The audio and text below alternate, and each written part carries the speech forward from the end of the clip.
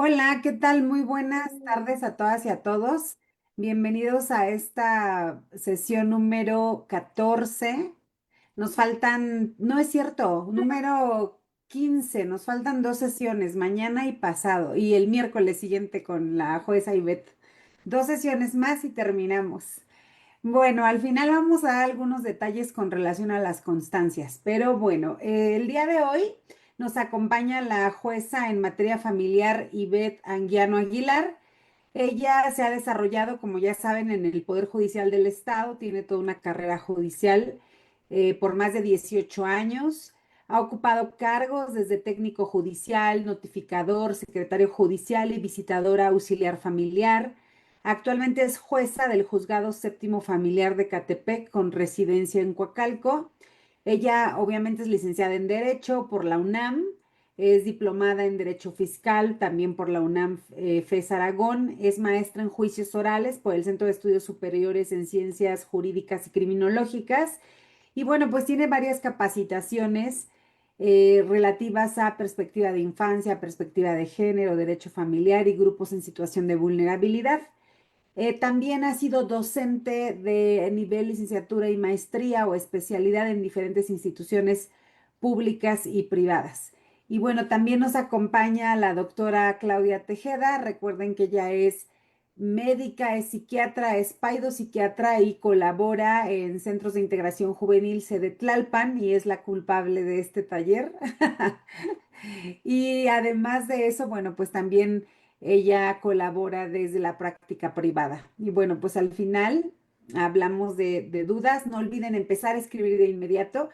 Y el día de hoy vamos a hablar de un tema súper importante. Recordar que ya tuvimos una sesión con una gran mujer que es una de las precursoras de este movimiento nacional sobre la violencia vicaria y que estuvo ella justamente participando con la doctora Claudia Tejeda hablando del tema de violencia vicaria. Y hoy vamos a analizar el tema pues desde la mirada de un juzgador. Justamente por eso es que la maestra Ivette Anguiano hablará del tema y yo tengo muchas dudas jurídicas, así que creo que este es el momento y comenzamos. Muchas gracias. Denme un segundito.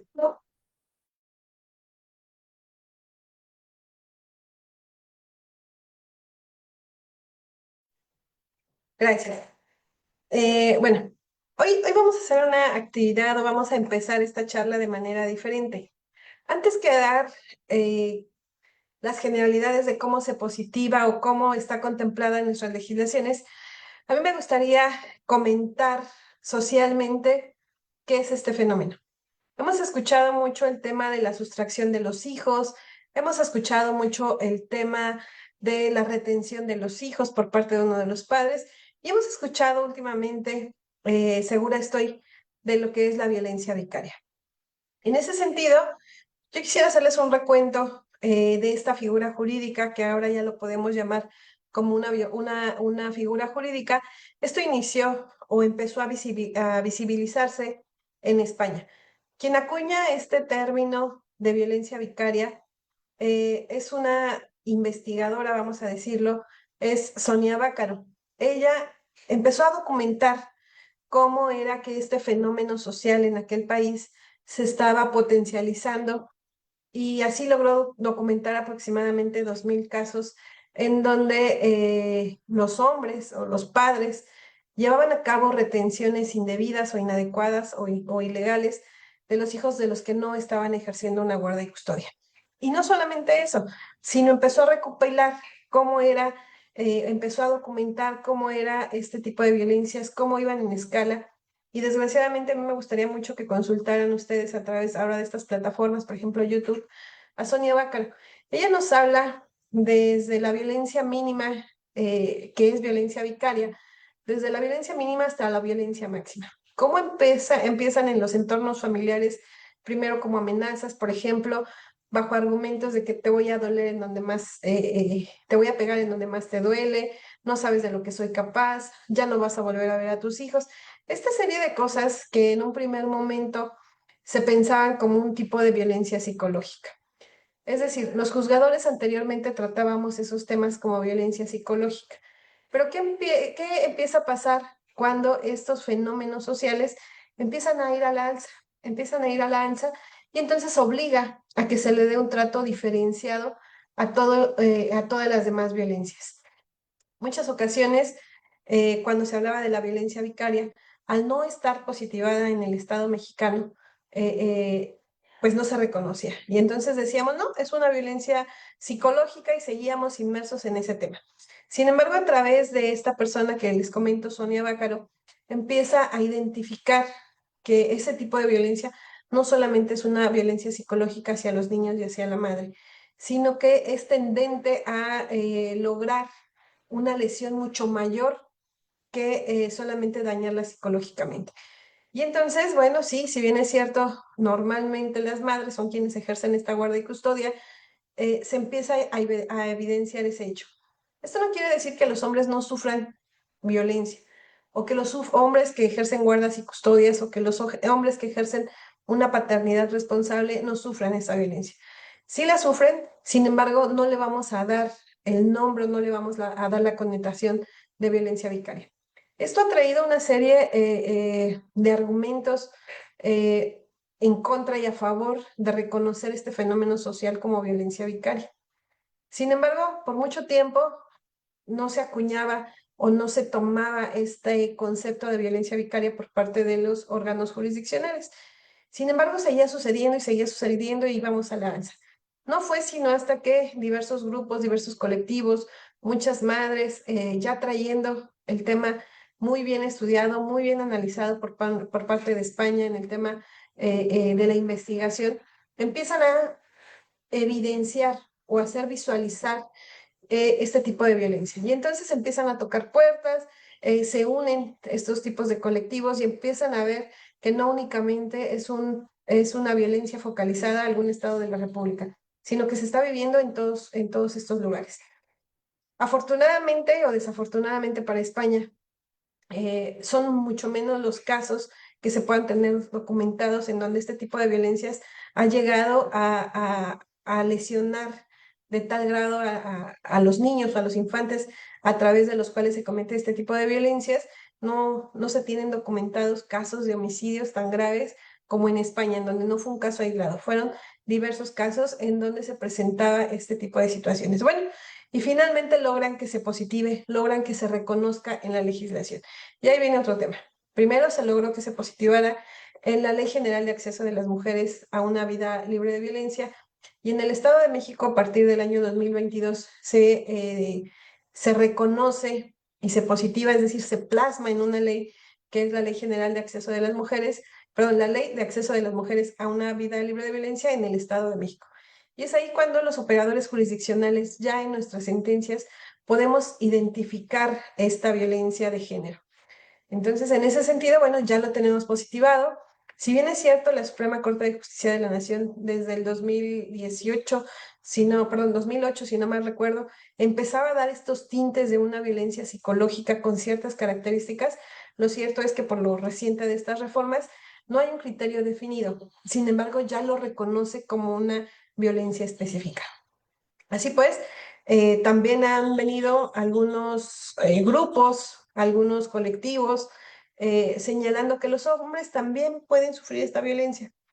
Y yo estoy totalmente de acuerdo, que también ellos sufren la retención de hijos, que también ellos sufren el impedimento para que ejerzan un régimen de visitas y convivencias. O, ¿por qué no? Cuando ellos ya tienen determinada una guardia y custodia, llega la madre y también los puede sustraer. Sin embargo, muchos preguntan, ¿entonces a ella también le podemos llamar violencia vicaria? No, no es así. Pasa, y les voy a poner un ejemplo, y solamente para que ustedes puedan advertir. No quiere decir que no les estén cometiendo una violación a los derechos humanos de los hijos o no estén cometiendo una violación a los derechos humanos del padre al impedirles ejecutar esas prácticas de crianza positiva a favor de sus hijos. Es decir, ellos también sufren violencia, pero no le vamos a llamar violencia vicaria, porque esta violencia vicaria es un contexto social que se le está dando para poderlo visualizar. Obviamente, si este hecho ocurre y es la generadora de violencia es una mujer, también el juzgador tendrá la obligación de analizarlo, también tendrá la obligación de sancionarla como si fuera en cualquiera de los aspectos, pero solamente el nombre no le vamos a dar el nombre de violencia vicaria. Yo espero haber sido clara en este sentido y les voy a compartir una pequeña presentación para que ustedes puedan ir identificando ya de manera jurídica, por decirlo de alguna forma, cuál es este concepto y cómo lo vamos a encontrar. Es bien importante que cuando estemos sufriendo cualquier tipo de violencia, bueno, le dejemos a los expertos esta posibilidad de que sean ellos quienes lo califiquen, pero finalmente lo que tenemos que hacer como personas que estamos sufriendo violencia es denunciar. Así pues, vamos a empezar a platicar que la violencia vicaria primero es una violencia de género. Ahora nos preguntamos, ¿qué es una violencia de género? Y bueno, va a ser cualquier tipo de violencia, ya que recuerden, física, psicológica, que es ejercida por alguna persona basada en la orientación o identidad sexual, es decir, en el sexo o en el género. Esto lo vamos a contemplar como violencia de género. Sin embargo, no todas las violencias de género es una violencia vicaria, pero sí todas las violencias vicarias son una violencia de género. Es decir, se ha llegado o se estableció finalmente que la violencia vicaria es una violencia contra las mujeres. Si bien es cierto, encuadra en la violencia de género, solamente le vamos a denominar violencia vicaria cuando sea eh, en perjuicio, es decir, cuando la víctima de violencia sea una mujer. Así pues, la Organización de las Naciones Unidas define que la violencia contra las mujeres es cualquier acto que pueda tener como resultado un daño físico, un daño sexual, un daño psicológico, exclusivamente para las mujeres. A veces algunas personas nos preguntan, incluso en procedimiento, nos dicen, oye, es que haces una protección diferenciada, haces una protección más amplia a las mujeres, refuerzas la protección respecto de las mujeres, ¿y por qué no haces lo mismo con los hombres? Ello no es así. Les comento yo que a través de los análisis y de los estudios que se hacen, por ejemplo, de instituciones muy específicas como pudiera ser el INEGI, cuando se recaban algunos tipos de información, también se les pregunta si ellos se perciben, tanto a hombres como mujeres, como víctimas de violencia o como si en su entorno familiar han vivido violencia. Es algo muy curioso porque fíjense que anteriormente tampoco teníamos en nuestros códigos de procedimientos civiles o en nuestros códigos civiles, no teníamos identificados lo que era la violencia familiar. Y entonces cuando había temas o incidencias entre la familia, que hubiera golpes, que hubiera lesiones, normalmente la gente optaba por irse ante una agencia del Ministerio Público. Sin embargo, al darle esta característica de violencia familiar y que le daban ya las facultades a los jueces familiares para que conociéramos de ella, se empieza a visualizar mucho más el tema de la violencia familiar. Nos otorgan a las personas juzgadoras esa posibilidad de otorgar medidas de protección para cualquier integrante del entorno familiar y entonces lo empezamos a visualizar. Una vez que ya teníamos o creíamos haber tenido todo el contexto de la violencia, ahora aparece este nuevo ejemplo o este nuevo contexto o este nuevo concepto que es la violencia vicaria. Así pues, bueno, es una violencia, sí, una violencia de género, pero es una violencia contra las mujeres. Es todo acto de violencia que resulte o pueda tener como resultado un daño físico o sexual y que implique la amenaza, que implique coacción o que implique la privación de cualquier derecho humano de las mujeres, ¿ok? Entonces, bueno, ya vimos que es una violencia de género, ya vimos que es una violencia en contra de las mujeres y bueno, en este sentido, la violencia contra las mujeres normalmente se va a dirigir a este sector, es decir, únicamente a mujeres, por el solo hecho de ser mujeres, es decir, tiene que ver con su género. También ustedes seguramente han escuchado del tema del feminicidio. ¿Por qué esta figura jurídica del feminicidio se permitió, se positivó y se reconoció jurídicamente en un código? Bueno, es por el mismo efecto. Nuestra ciencia jurídica va cambiando conforme a las necesidades de nuestra sociedad. Y entonces anteriormente, bueno, ya se tenía tipificado el homicidio. Sin embargo, al ir a la alza la violencia contra las mujeres, los homicidios contra estas mujeres, bueno, se empieza a investigar y se advierte que en muchas de las ocasiones tiene que ver con su género, tiene que ver con el papel de mujer que juega en esta sociedad y finalmente es así como se reconocen los feminicidios. Sucede exactamente lo mismo con la violencia vicaria. Era una violencia psicológica, era una violencia generalizada, pero al ir a la alza en nuestra sociedad y al estar documentado y al haber estos reclamos de estos colectivos, bueno, llevan a la legislatura a poderla contemplar como una violencia específica, como una violencia con características muy individuales que no se pueden asemejar a una simple violencia psicológica. Y bueno, es así que la Ley General de Acceso de las Mujeres a una Vida Libre de Violencia en observancia general en su artículo cuarto, en la fracción cuarto también, establece que es una violencia contra la mujer. Cualquier acto u omisión basada en su género que le cause daño, sufrimiento psicológico, físico, patrimonial, económico o sexual. Así pues, bueno, podemos decir el contexto mismo o el concepto mismo de violencia vicaria va a ser el acto o omisión que genera una afectación o daño físico, psicológico, emocional, patrimonial o de cualquier otra índole a un descendiente o a un ascendiente o a un dependiente económico de la víctima, cometido por parte de quien, fíjense, este es un elemento muy específico, por parte de quien mantenga o mantuvo una relación afectiva o sentimental con la víctima de violencia.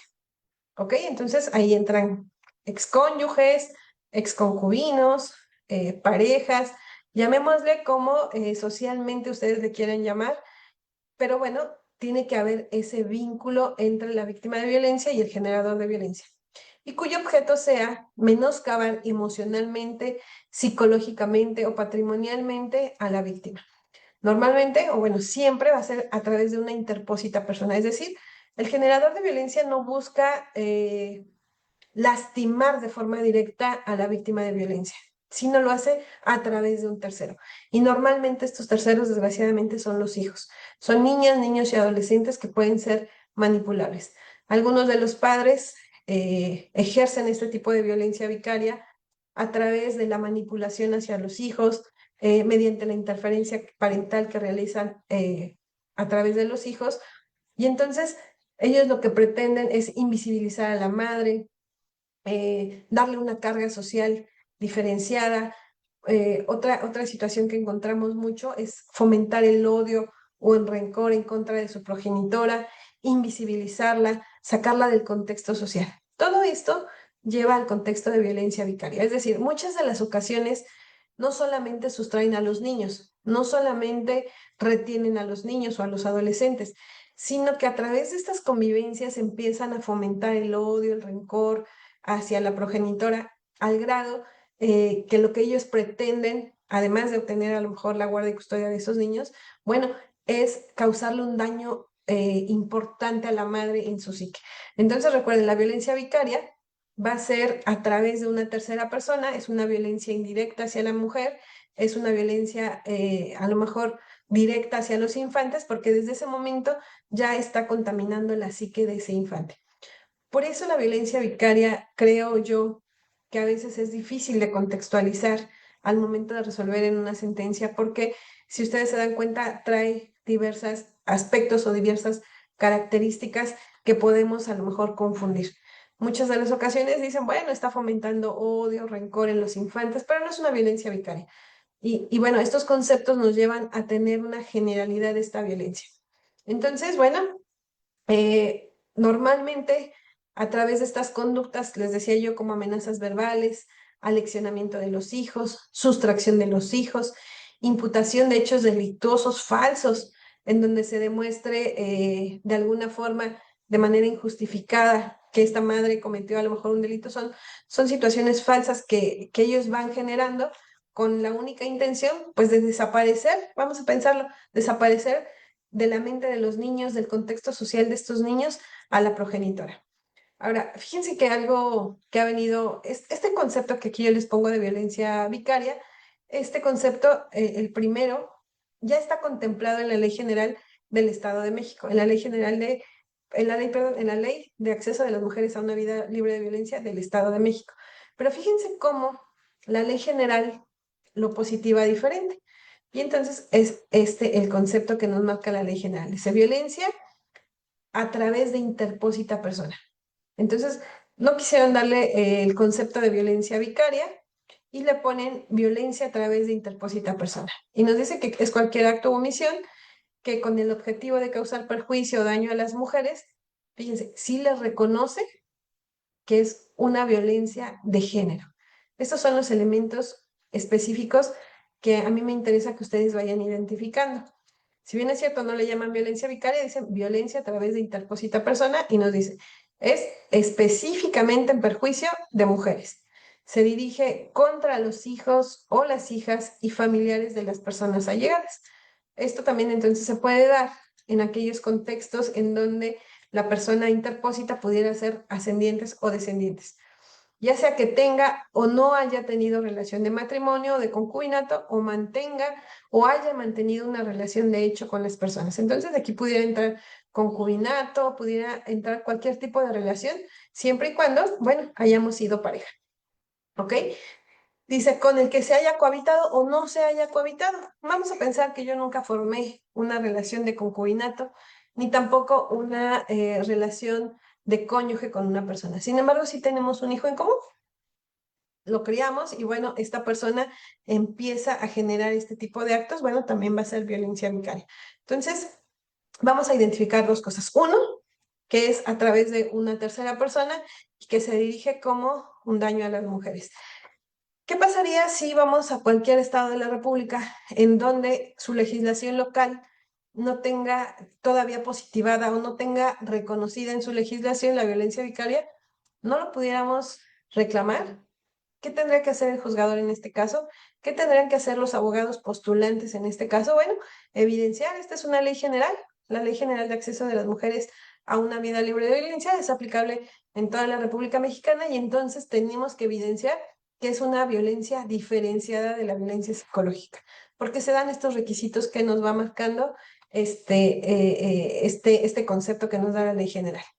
Y bueno, vamos a rescatar algunas conductas. Por ejemplo, dice que se manifiesta a través de conductas del generador de violencia hacia la víctima de violencia, tendentes a amenazar con causar daño a las hijas o a los hijos. O bien, amenazan con retener o sustraer a nuestras hijas o a nuestros hijos.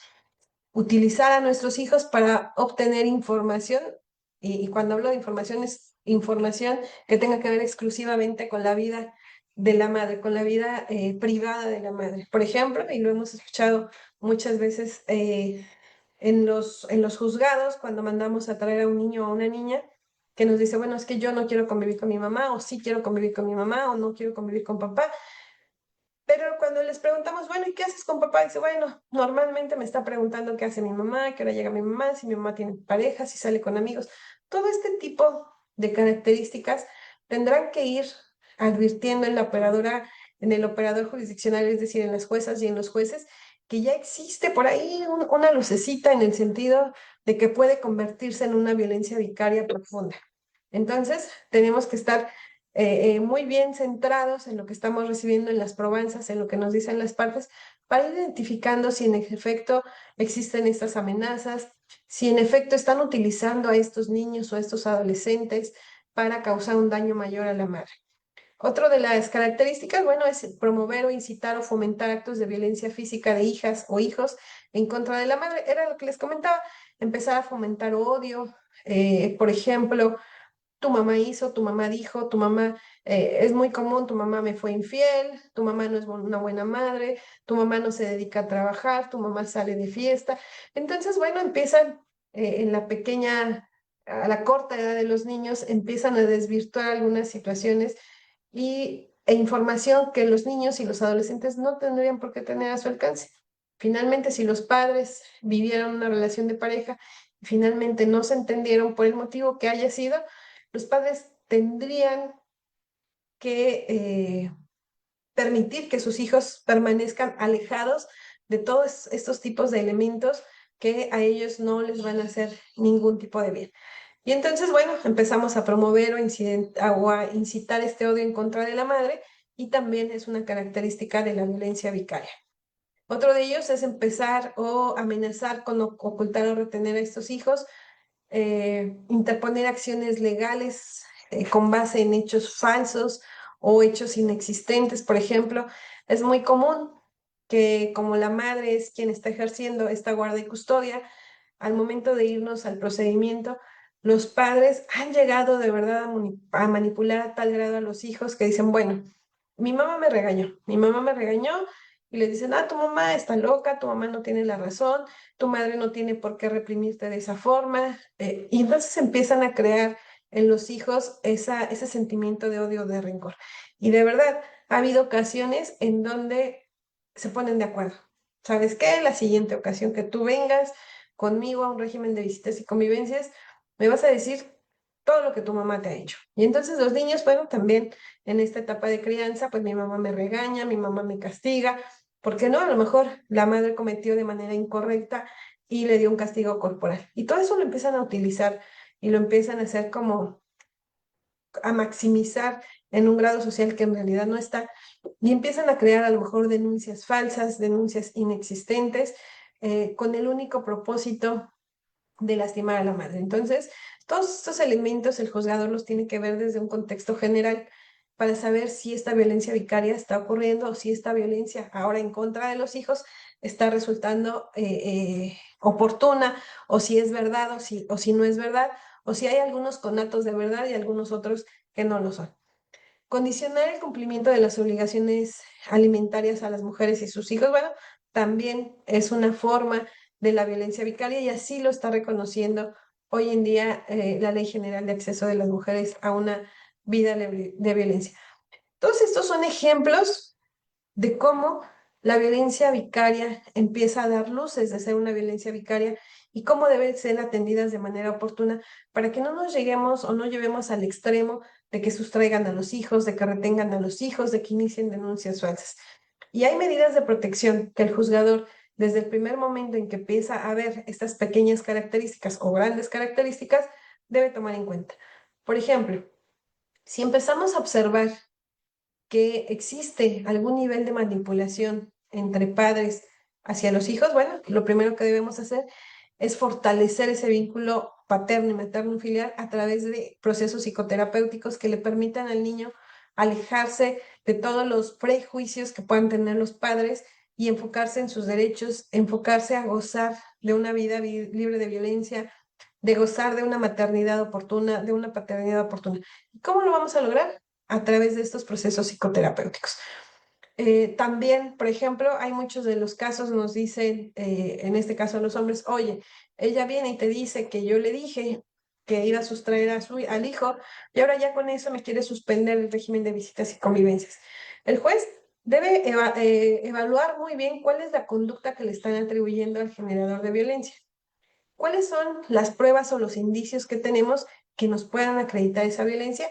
Y finalmente dictar una medida de protección. Por ejemplo, si existe alguna amenaza de poder sustraer a estos infantes, bueno, los mandamos al centro de convivencias, a una convivencia supervisada que nos va a dar dos oportunidades. La primera, que no se rompa el vínculo paterno-filial con los niños y adolescentes, y por otra, atender la necesidad de la progenitora que nos dice, oye, ya ha habido amenazas que se los va a llevar, ya ha habido amenazas que no me los va a devolver, ya ha habido amenazas que se va a desaparecer con los niños. Y entonces, a través de estas medidas de protección, atendemos las dos posturas, tanto la del actor como la del demandado.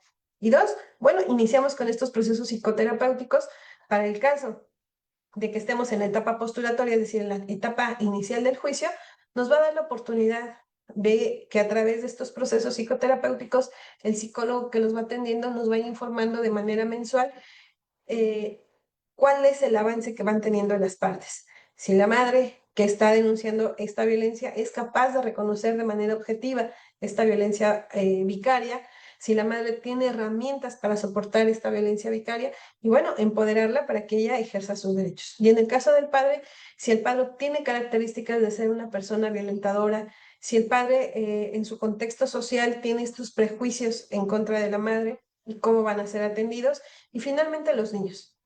los niños, cuál es el avance que han tenido en estos procesos psicoterapéuticos, cómo es la relación con papá, cómo es la relación con mamá. Y para el caso de que la relación con papá o con mamá no sea afortunada, bueno, indagar más por qué no es oportuna esta convivencia con papá y con mamá.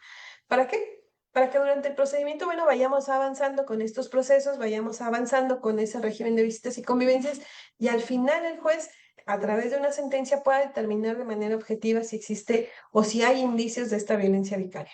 Y si los hay, bueno, ya dictar en una sentencia definitiva cuáles van a ser las medidas para evitar esta violencia.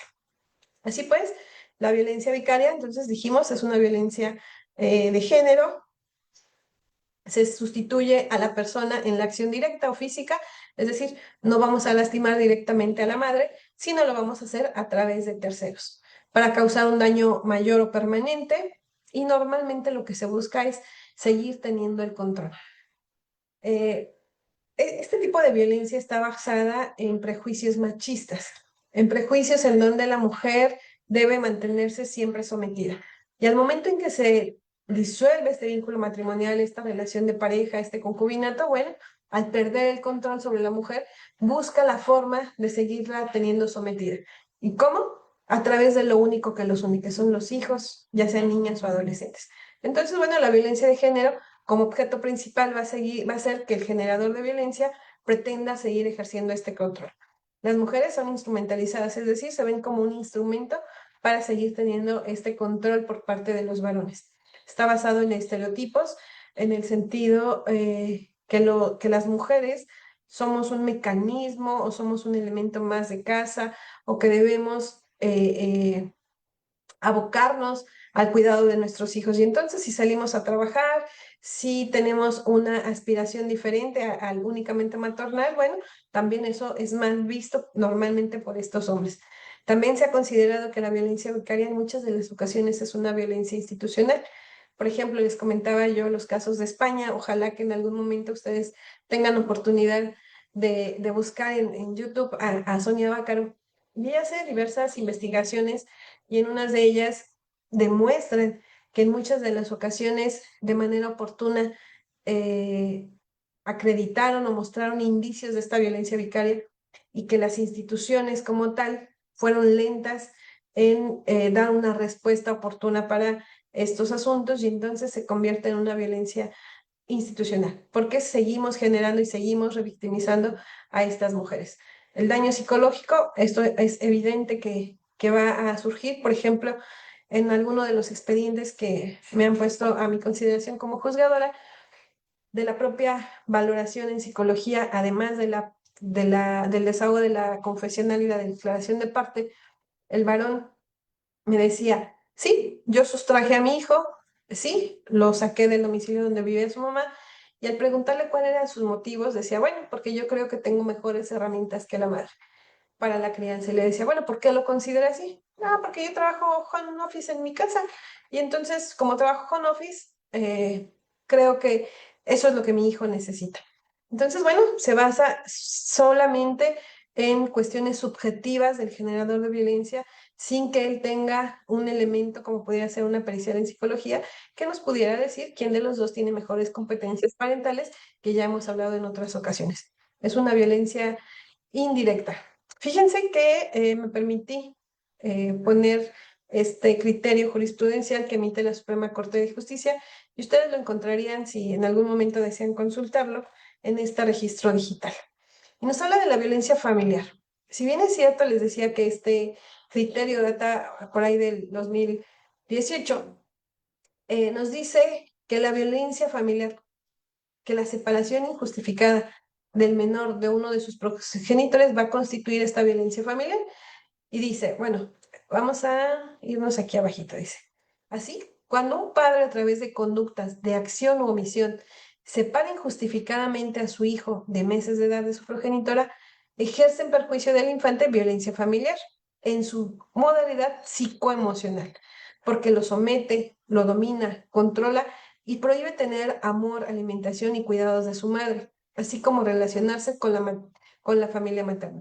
Fíjense cómo en este concepto, nada más quiero que pongan atención en esta parte que está aquí en negrillas, se las voy a poner subrayada, cómo el legislador cómo la Suprema Corte de Justicia de la Nación no le da el concepto de violencia vicaria y piensa que esta violencia, es decir, estas conductas que ejercen los progenitores, sí, sí la reconoce como una violencia vicaria, sí la reconoce como una violación a los derechos humanos de los infantes, pero fíjense cómo no, el centro de esta violencia no la identifica como una violencia de género o una violencia en contra de las mujeres. Pero es importante que ahora se identifique y entonces ya le demos un nombre.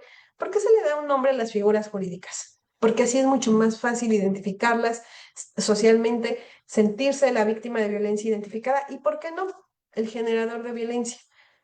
Muchas veces los generadores de violencia en su actuar, en su pensar, creen que es lo mejor que están haciendo para sus hijos. Pero cuando empezamos a identificar esas figuras jurídicas y que ellos pueden advertir que esto ya está reconocido por la legislación como una violencia psicológica de alto grado y dirigido a las mujeres, bueno, entonces ellos también tendrán que tener cuidado en las acciones que realicen. Entonces, así pues, la Suprema Corte de Justicia de la Nación nos dice que si es una violencia familiar, de alguna forma nos da algunos conceptos de la violencia vicaria, pero como tal no la reconoce ampliamente con el texto de violencia vicaria. Sin embargo, bueno, los juzgadores que no forman parte de los poderes judiciales, como en el Estado de México, sí tendrán muchos mecanismos, legislaciones, criterios como este de la Suprema Corte de Justicia para sancionar y erradicar ese tipo de violencias a través de las medidas de protección efectivas. Este es un asunto muy, muy sensible, este concepto que hoy vimos en esta charla.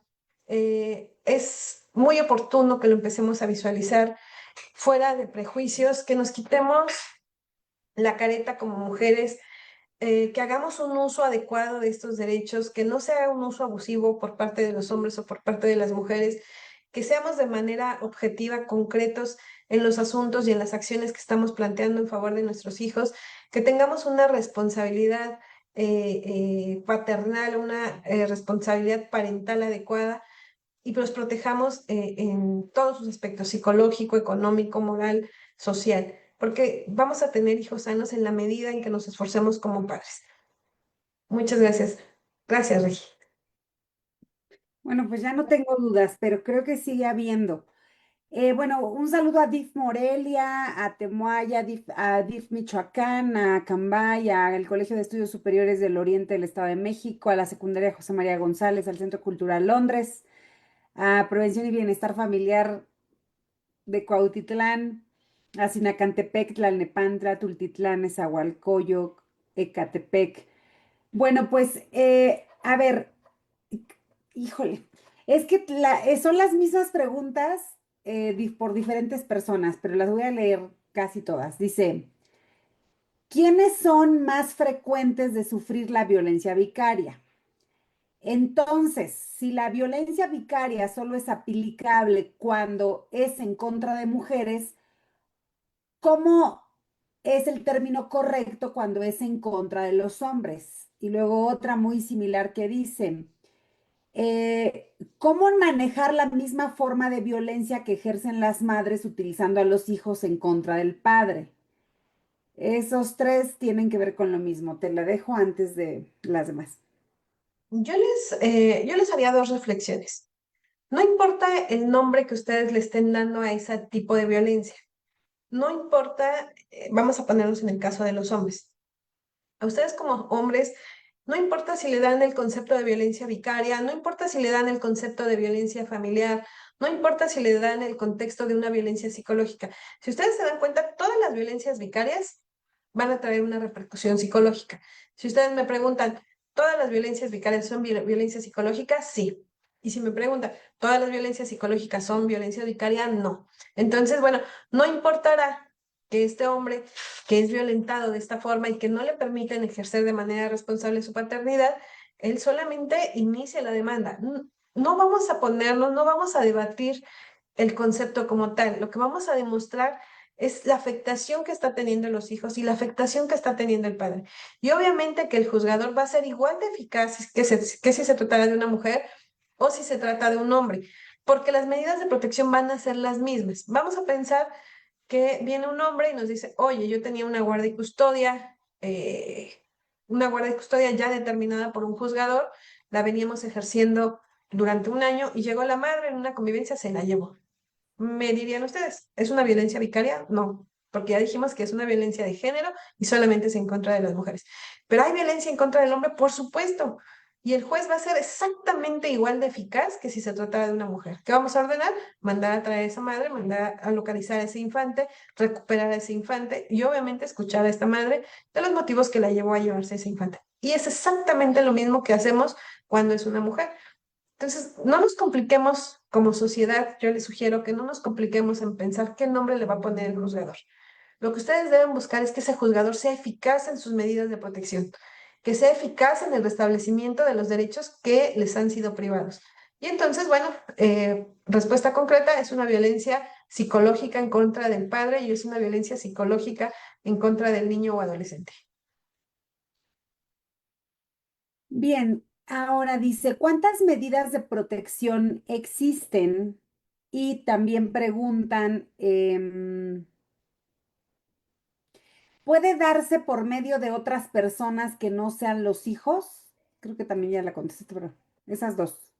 Ok, bueno, primero vamos a platicar un poquito de las medidas de protección. Hubo una sesión que de manera específica hablamos del cúmulo de medidas de protección y solamente lo señalamos de manera enunciativa. Sin embargo, las medidas de protección pueden ser tan amplias como el asunto las requiera. Les puedo hablar ahorita muy rápida de algunas. Pensión alimenticia es una medida de protección, guardia y custodia, régimen de convivencias, suspensión de la convivencia con padre o madre, la exclusión del generador de violencia, la orden policial para que no se acerque. Es decir, podemos tener tantas como ustedes puedan imaginarse, porque el juzgador con su expertise, aunque no esté determinada en la ley, podrá ordenarla. Por ejemplo, eh, cual alguna que no esté determinada. Por ejemplo, el hecho de que nosotros como juzgadores mandemos al grupo multidisciplinario de la Procuraduría de Protección de Niñas, Niños y Adolescentes no viene positivado en nuestro código. Sin embargo, lo podemos hacer porque existen, con la expertise, bueno, sabemos que existen estos mecanismos y lo vamos a ir haciendo. Entonces, ¿cuántas medidas de protección? Las que se imaginen. Ustedes pueden pedirle al juzgador lo que ustedes consideren que los va a restituir en esos derechos violados y el juzgador será el que tendrá que fundar y motivar y robustecer esas medidas de protección. Bien, entonces me queda claro, es que no es que haya una lista, sino que depende de la experiencia del profesionalismo, del conocimiento del juzgador, que puede dictar unas que no estén en lista o que no sean tan comunes, ¿no? La necesidad. Yo, ¿cuál es la sugerencia que yo les daría a cualquier persona que está siendo violentada? Que le narren todos los hechos al juzgador, que le digan desde su punto de vista qué sería lo efectivo ordenar y bueno, el juzgador con su expertise lo va a ir encauzando. Ahora bien, si quisiéramos ver cuáles son las medidas de protección que hay, bueno, si están ustedes viéndonos desde el Estado de México, en el Código de Procedimientos Civiles y Familiares, después del 2.355 artículo, van a encontrar un listado de medidas de protección. Sin embargo, no quiere decir que solamente se puedan dictar esas medidas, pueden dictarse muchísimas más. Bien, y dice, cuando el infante denuncia violencia porque lo revictimizan al momento de realizar los cuestionamientos, ¿qué se puede hacer? Y también la pregunta de que si esta violencia vicaria puede darse por medio de otras personas que no sean los hijos. Ok, si nos vamos al concepto general de la ley de acceso de las mujeres a una vida libre de violencia, sí se pudiera dar.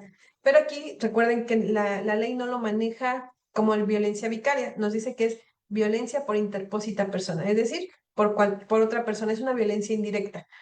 Entonces sí pudiera darse a través de cualquier otro familiar que no fueran los hijos. Ahora se da, por ejemplo, mucho el tema de los adultos mayores, ¿no? Entonces esta sería una violencia, también es una violencia de género, es una violencia por interpósita persona, pero no sería una violencia vicaria como tal, pero sí hay violencia. Y la otra pregunta, ¿cuál era, Regi, perdón? Sí, que si a un niño lo han revictimizado en los cuestionamientos, ¿qué se puede hacer? Bueno, habría que, bueno, esa pregunta me parece como que se quedó un poquito corta, me gustaría saber más elementos. Cuando hablamos de una revictimización de infantes, normalmente estamos hablando de que ya existe una institución de por medio. Vamos a pensar, yo llevé a mi hijo ante la gente del Ministerio Público, denuncié algún tipo de violencia y después viene otra autoridad y le hace las mismas preguntas y entonces eso sería una revictimización. Estoy haciendo sufrir al infante de manera indebida o inadecuada porque ya lo declaró ante una autoridad, viene y lo declara ante otra y viene y lo declara ante una tercera. Eso pudiera considerarse revictimización.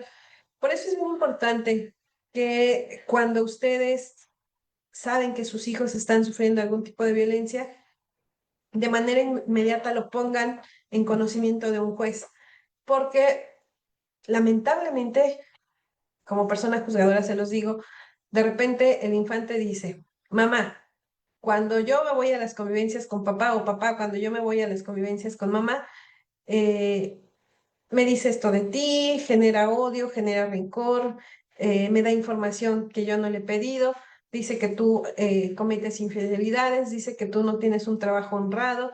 Entonces el niño empieza a decirle a la mamá. Y de repente resulta que el abogado de la mamá le pregunta al niño, ¿y qué te dice tu papá? Y ahí va otra vez el niño.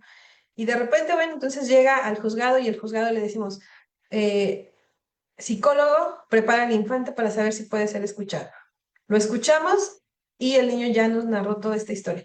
Y de repente el padre o la madre deciden tomar al niño y llevarlo con otro psicólogo para que haga una prueba diferente. Entonces, esto está prohibido. Ustedes son los que están revictimizando a sus hijos. Déjenselo a cargo de las instituciones. Si nuestro hijo, nuestra hija, nos hace saber que está siendo violentado por alguno de sus progenitores, bueno, hay que ponerlo de inmediato a consideración del juzgador y que sea este quien se encargue de llevar a cabo los mecanismos necesarios. Yo en algunos de los procedimientos sí les prevengo a las partes, sobre todo cuando me hacen saber que los van a llevar con un psicólogo para que me dé su impresión diagnóstica, le digo no.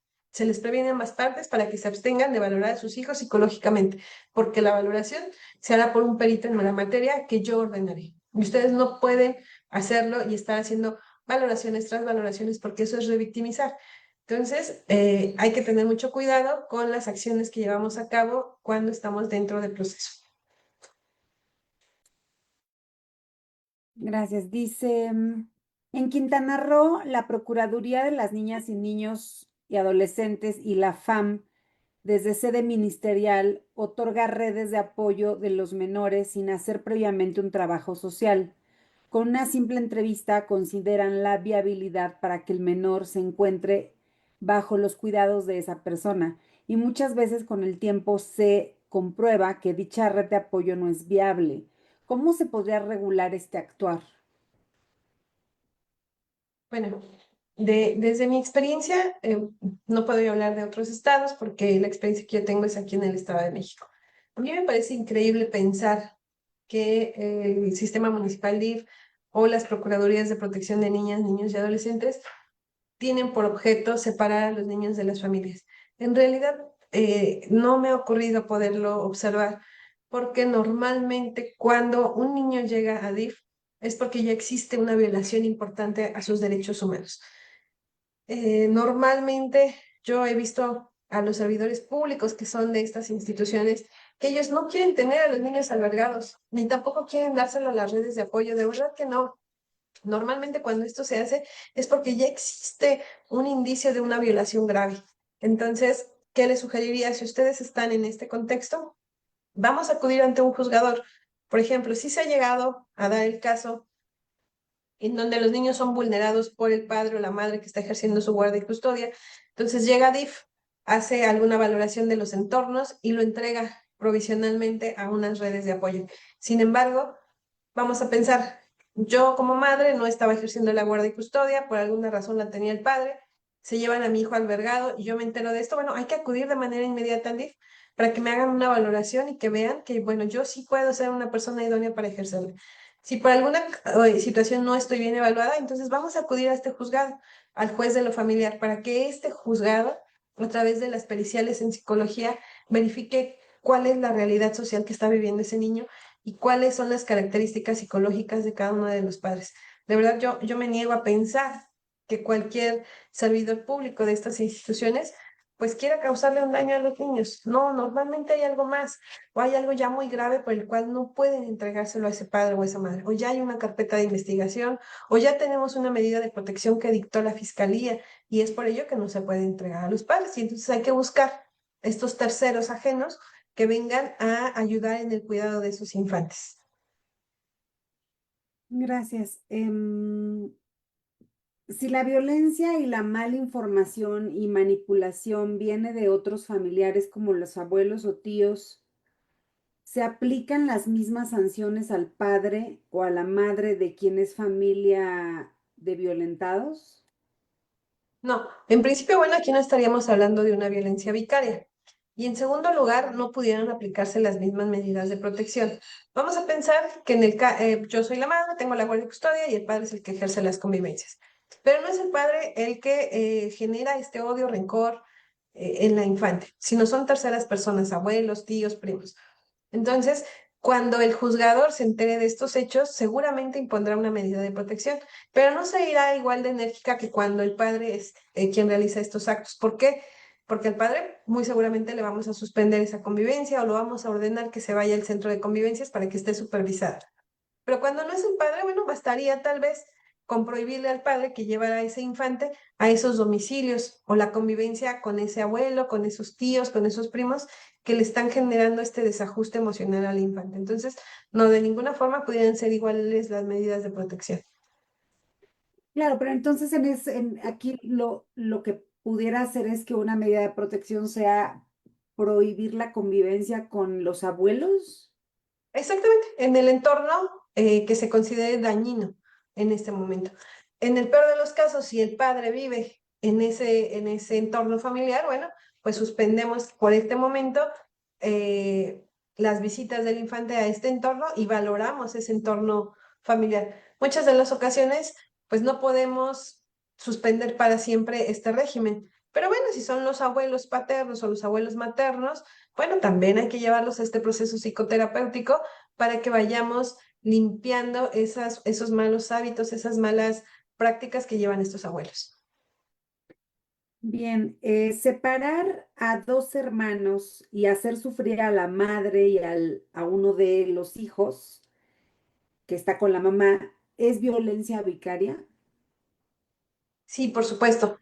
Si lo sustraen, cualquier tipo de sustracción de infantes, retención de infantes de manera injustificada, siempre va a ser una violencia vicaria. Y tendremos que escuchar a la parte que está sustrayendo el por qué lo hizo. Y si no está justificado de manera inmediata, ordenar la reincorporación de ese infante previa escucha del infante. ¿Qué sanción tendría una mujer cuando demanda violencia familiar y en los peritajes resulta que la generadora de la violencia es ella y no el papá? Ok, recuerden que en materia familiar, en el caso de las medidas de protección, no son punitivas. Es decir, si ustedes me dicen qué sanción, bueno, el derecho de familia no es para sancionar, no es para llevar a la cárcel a mamá, no es para llevar a la cárcel a papá, no.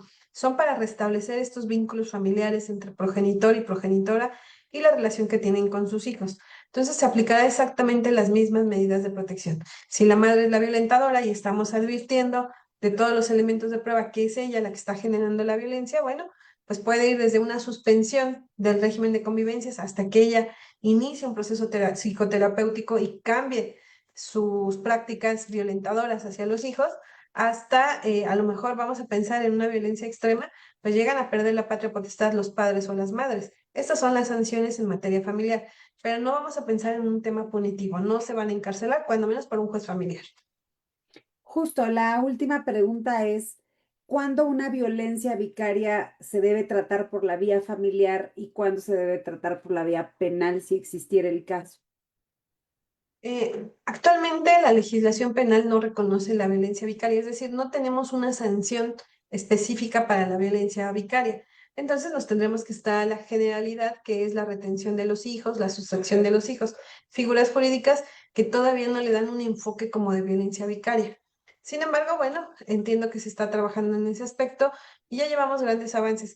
Yo le sugeriría a todos los que nos escuchan que no nos casemos con la denominación o el concepto.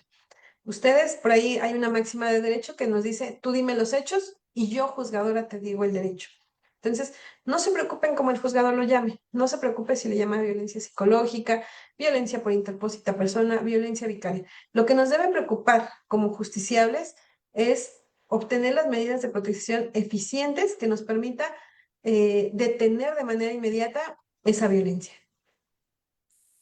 Bien, un poco pensaba en una plática que tuve contigo como de enseñanza y pensando en la evolución de los derechos humanos, de cómo a través del tiempo y a través de luchas sociales o de movimientos, hemos logrado que se reconozcan, no que se nos otorguen porque ya son nuestros, sino de que se nos reconozcan los derechos, ¿no? Por ejemplo, es así de simple como que las mujeres no podíamos votar y ahora ya podemos votar, ¿no? Es un ejemplo. Entonces, quizás, porque veo mucha insistencia entre que si le doy ese concepto y que por qué yo que soy hombre no tengo derecho a que se le llame violencia vicaria, ¿no? Entonces yo también quiero que aunque sea hombre, sí un poco pensar, maestra Ivette, jueza Ivette, que ha sido necesario, ¿no? O sea, positivar, conceptualizar, tipificar o nombrar ciertas acciones, conductas, violencias. Por ejemplo, la violencia obstétrica no existía en la Ley General de Acceso a las Mujeres a una Vida Libre de Violencia hace años y hoy existe. O sea, ¿cómo ha sido necesario, dadas las condiciones que han vivido las mujeres? Porque, a ver, ¿por qué ahí no reclaman los hombres que también ellos pueden sufrir violencia obstétrica? Pues no, o sea, no, o sea, entonces es igual con la violencia vicaria, ¿no? Es decir, ha sido necesario nombrarlos, identificarlos y ponerles ciertos títulos, ¿no? Sí, Conceptos. sí, fíjense, les hablaba yo hace un momento del tema de los feminicidios, ¿no? Anteriormente todos eran homicidios, no importaba si éramos hombres, si éramos mujeres, no importaba también la edad que tuviéramos, era simplemente homicidio. Pero bueno, hoy en día podemos decir que el feminicidio se va a definir como el asesinato de una mujer por razones de género y se considera que es la forma más extrema de violencia en contra de las mujeres. Y es un delito que este sí ya está tipificado y se investiga, se sanciona y se previene de forma diferente. ¿Pero por qué se realizó? No es porque quisieran darle un apoyo extraordinario a esas mujeres, no es porque quisiera reconocérsele de una forma diferente, sino porque el índice de los homicidios de mujeres pues empezaba a incrementarse y se observaba que tenía una característica especial y era que era una violencia en contra de la mujer por el simple hecho de ser mujer. Entonces, bueno, se da y se positiva y se reconoce socialmente. Pero la ciencia jurídica, para todos los que estudiamos derecho, eh, día tras día se va modificando y día tras día vamos aprendiendo más de los fenómenos sociales y de la necesidad que tenemos la sociedad. Y esto es muy triste, porque si tenemos la necesidad de reconocer esta violencia vicaria es porque los fenómenos están existiendo y van al alza.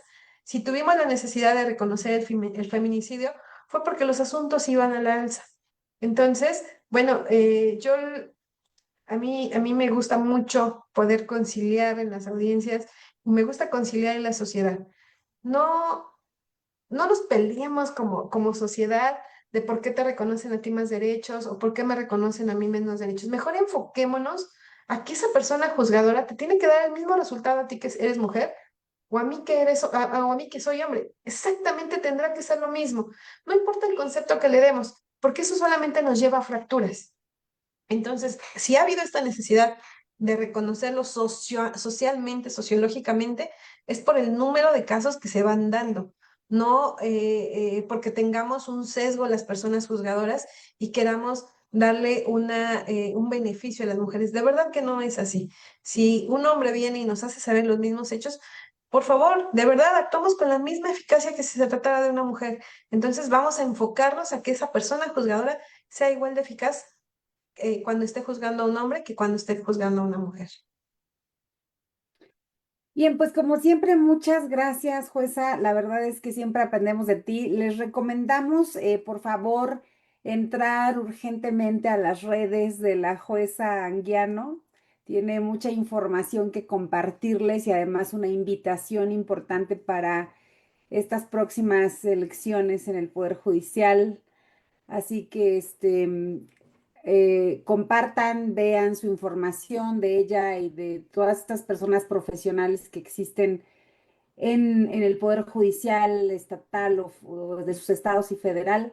La verdad es que gracias por tu tiempo, jueza. Te sobra una y ya. No, no, Esperaba de aquí en no 8 días. molestar. No, Todavía para mí falta. es un placer y de verdad, pues una invitación a través de ti, Regi, de todas estas personas que nos siguen y que yo veo con mucha emoción las preguntas que nos hacen, la participación que tienen, pues que te manden a lo mejor las sugerencias de qué temas les gustaría que tratáramos.